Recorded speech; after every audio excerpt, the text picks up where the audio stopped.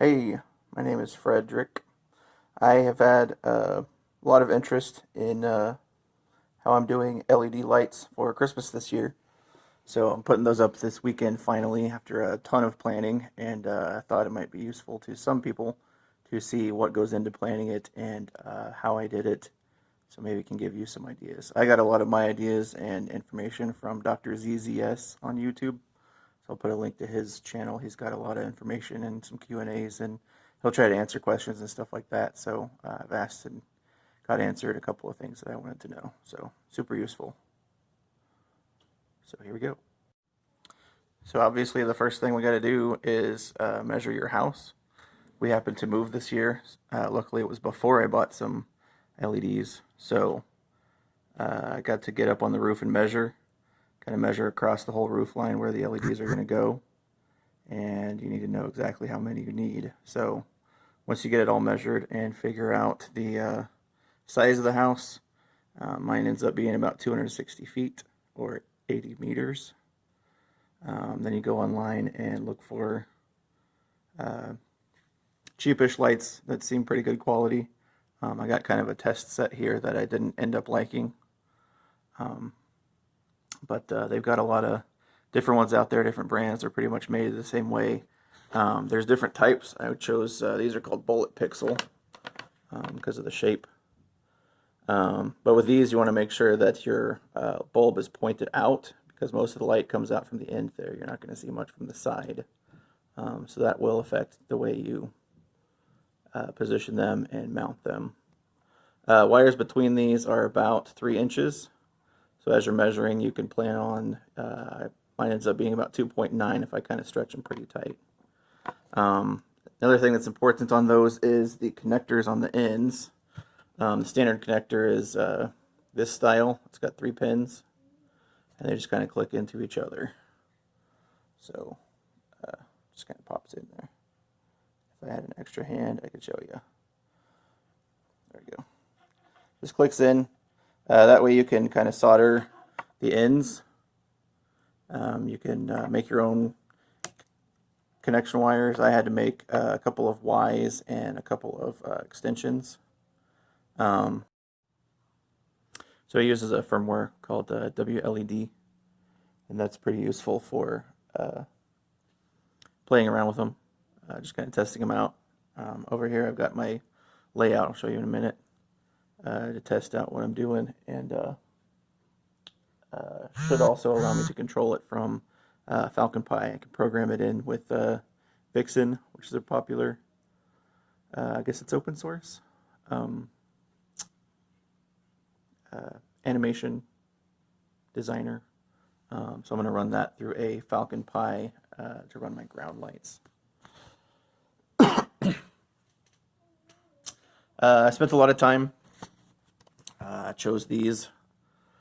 I got an 18.3 here, which carries the data signal as well, and then just the 18.2 carry just power. I spent a lot of time with those soldering custom connectors. So here in my design, I've got a Y splitter that will run the upper channel and the lower channel simultaneously.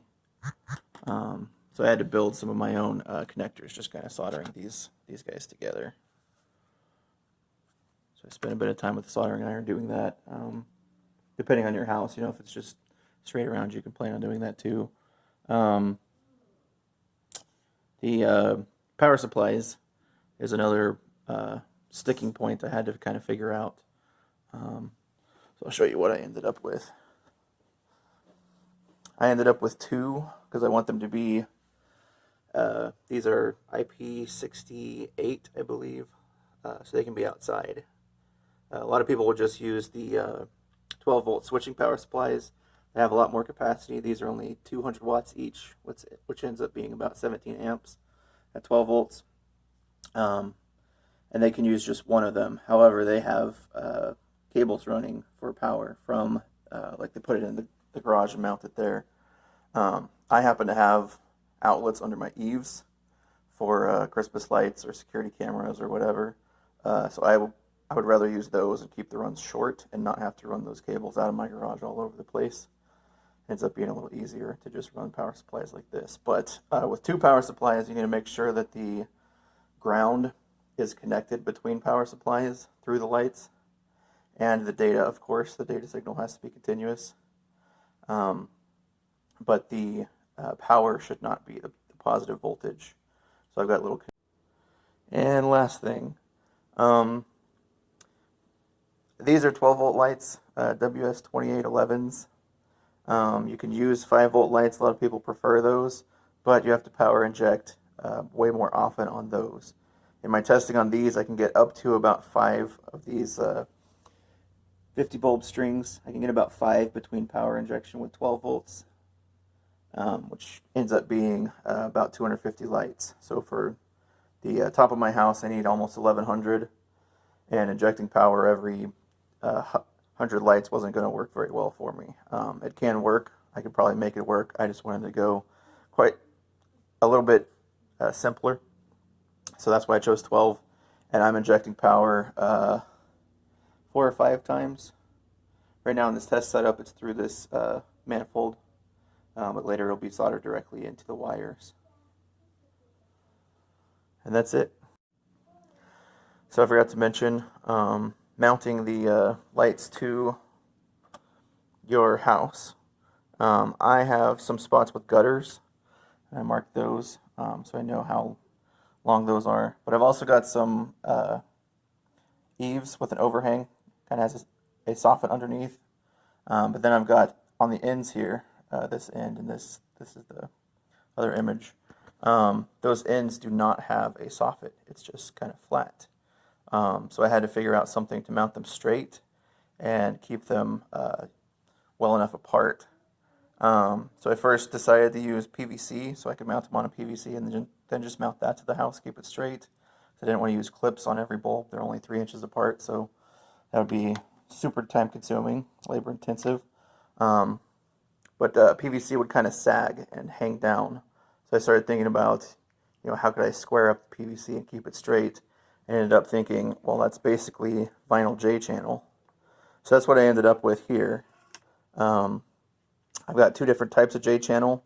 The cool thing about it is if you hold it in this position, it'll hook over the gutters. So that'll work. And then I could just drill holes in the face. So then you can mount them in the face and mount that against the wall.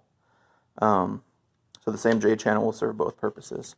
Last but not least, here's a demo of my lights running a sequence.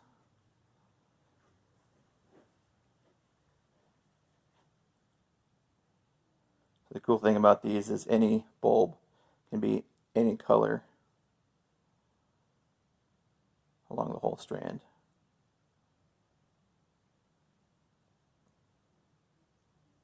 So there you go.